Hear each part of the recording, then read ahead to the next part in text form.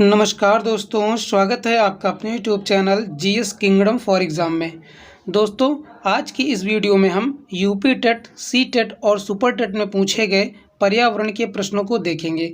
इन प्रश्नों से आप इस बात का अंदाज़ा लगा सकते हैं कि इन परीक्षाओं में पूछे जाने वाले पर्यावरण के प्रश्नों का लेवल क्या होता है, ये प्रश्न कैसे पूछे जाते हैं और इन प्रश्नों का जो लेवल होता है वो ज़्यादा कठिन होता है कि आसान होता है, प्रश्न कैसे बनते हैं। तो बिना किसी देरी के आइए शुरू करते हैं। हमारा पहला प्रश्न है, खाद्य श्रृंखला के परस्पर समूह को कहा जाता है। इस प्रश्न का सही उत्तर होगा ऑप्शन सी, खाद्य जाल। जब खाद्य श्रृंखलाएं आपस में मिलती हैं तो खाद्य जाल का निर्माण होता है। आप याद रखिएगा कि खाद्य श्रृंखला को अंग्रेजी में फूड चेन बोला जाता है और खाद्य जाल को अंग्रेजी में फूड वेब बोला जाता है। जब एक से ज़्यादा खाद्य श्रृंखलाएं आपस में मिलती हैं तो खाद्य जाल का निर्माण होता है। नेक्स्ट क्वेश्चन देखते हैं, निम्न में से कौन सर्वाधिक उत्पादक पारिस्थितिक तंत्र है? इसका सही उत्तर होगा ऑप्शन ए, उष्णकटिबंधीय वर्षावन। यहाँ पर जैव विविधता सबसे ज़्यादा पाई जाती है, इसलिए इसकी उत्पादकता भी सबसे ज़्यादा होती है। नेक्स्ट क्वेश्चन देखते हैं, जैविक पर्यावरण में शामिल है। तो अगर आपको पढ़े होंगे तो आपको पता होगा कि जैविक पर्यावरण के अंतर्गत उत्पादक, उपभोक्ता और अपघटक ये तीनों आते हैं। अतः इस प्रश्न का सही उत्तर होगा ऑप्शन डी, उपरोक्त सभी। नेक्स्ट क्वेश्चन देखते हैं, किसके नेतृत्व में चिपको आंदोलन पर बल दिया गया? ये प्रश्न तो लगभग सभी को पता होगा। इसका सही उत्तर है ऑप्शन बी, सुंदरलाल बहुगुणा। सुंदरलाल बहुगुणा जी ने ही चिपको आंदोलन का नेतृत्व किया था।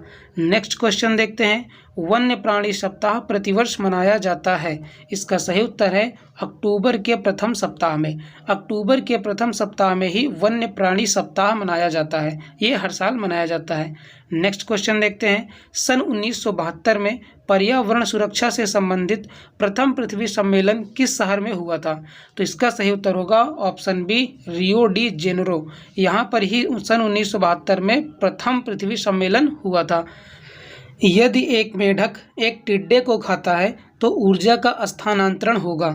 तो आपको पता होगा कि ऊर्जा का स्थानांतरण प्राथमिक उपभोक्ता से द्वितीय उपभोक्ता में होगा, क्योंकि जो टिड्डा होता है वो प्राथमिक उपभोक्ता होता है और मेढक जो होता है वो द्वितीयक उपभोक्ता है। तो जब मेढक टिड्डे को खाएगा तो ऊर्जा का स्थानांतरण प्राथमिक उपभोक्ता से द्वितीयक उपभोक्ता में होगा।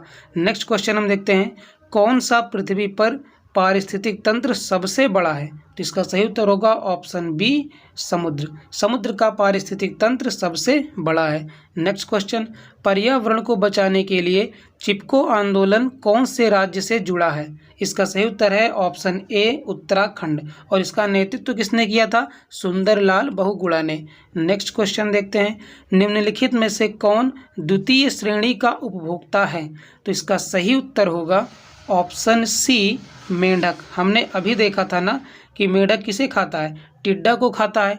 तो ऊर्जा का स्थानांतरण प्राथमिक उपभोक्ता से द्वितीयक उपभोक्ता में होगा, तो मेंढक हमारा द्वितीय श्रेणी का उपभोक्ता होगा। नेक्स्ट प्रश्न देखते हैं, पादप सूर्य के प्रकाश का उपयोग करते हैं। ये प्रश्न तो लगभग सभी को पता होगा कि प्रकाश संश्लेषण के लिए पादप सूर्य के प्रकाश का उपयोग करते हैं, जिसके फलस्वरूप वो ग्लूकोज के रूप में अपना भोजन बनाते हैं। नेक्स्ट क्वेश्चन हम देखते हैं, जंतु जो दूसरे जंतुओं का भक्षण करते हैं उन्हें क्या कहते हैं? तो उन्हें मांसाहारी कहते हैं। राइट आंसर होगा ऑप्शन बी, मांसाहारी। नेक्स्ट क्वेश्चन, पर्यावरण का जैविक घटक है। तो इसमें से जैविक घटक क्या क्या है? शैवाल भी हैं, पेड़ भी हैं, बैक्टीरिया भी हैं। तो इसका सही उत्तर हो जाएगा ऑप्शन डी, उपरोक्त सभी। ये सभी पर्यावरण के जैविक घटक हैं। नेक्स्ट क्वेश्चन देखते हैं, पर्यावरण व पारिस्थितिकी का जैविक घटक क्या है?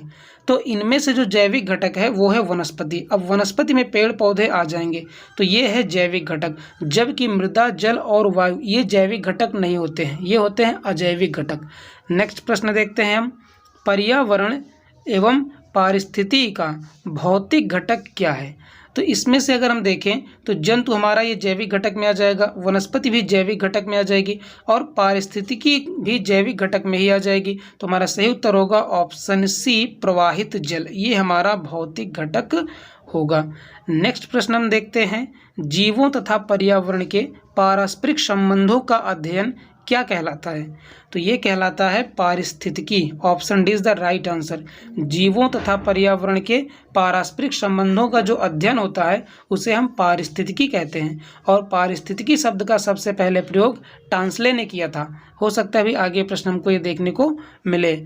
इकोलॉजी या पारिस्थितिकी शब्द का सर्वप्रथम प्रयोग किसने किया था? टांसले ने किया था। हमने अभी आपको बताया ना कि इकोलॉजी या पारिस्थितिकी शब्द का सबसे पहले प्रयोग किसने किया था? तो टांसले ने किया था। आप याद रखिएगा, option B is the right answer.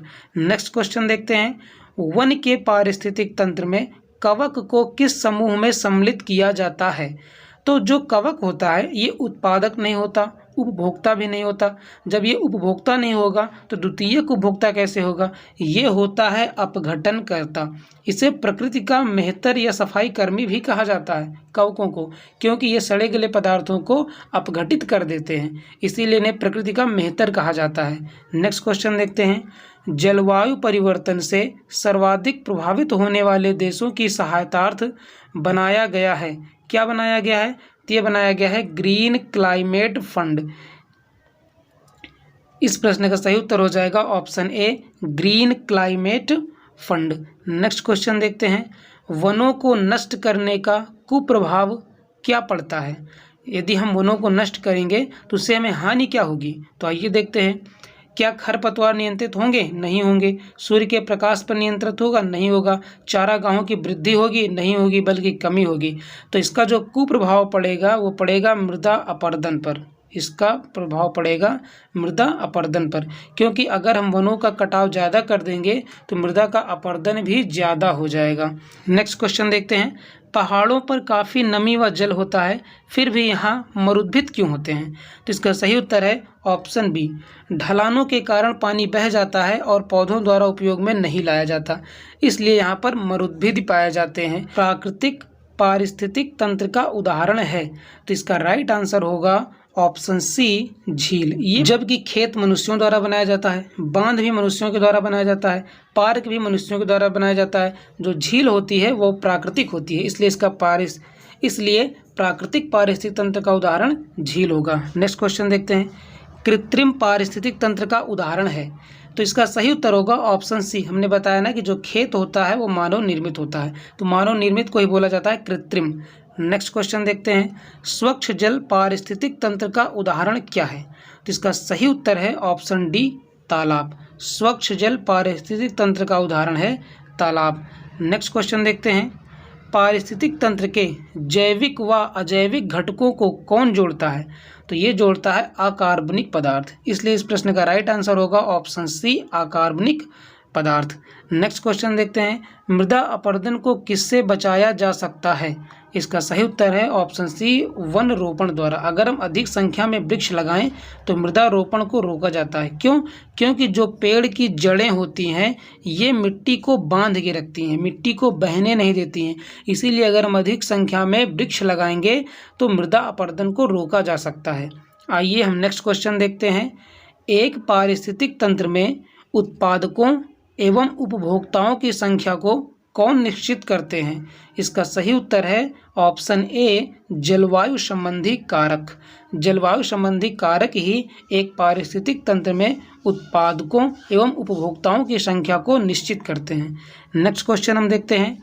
पारिस्थितिक तंत्र के पादपों व प्राणियों के पारस्परिक संबंधों का आधार क्या है? तो ये होता है पोषण संबंध। इस प्रश्न का राइट आंसर होगा ऑप्शन बी, पोषण संबंध। नेक्स्ट क्वेश्चन देखते हैं हम। प्रकाशीय ऊर्जा को रासायनिक ऊर्जा के रूप में कौन बदलते हैं? तो आपको पता होगा कि प्रकाशीय ऊर्जा को रासायनिक ऊर्जा में हरे पादप बदलते हैं। इनके अंदर क्लोरोफिल पाया जाता है, जिस कारण ये प्रकाश की उपस्थिति में कार्बन डाइऑक्साइड और जल की सहायता से कार्बनिक पदार्थ के रूप में अपना भोजन बनाते हैं। तो दोस्तों ये थे 30 प्रश्न जो कि आपके यूपी टेट, सी टेट और सुपर टेट में पूछे गए हैं।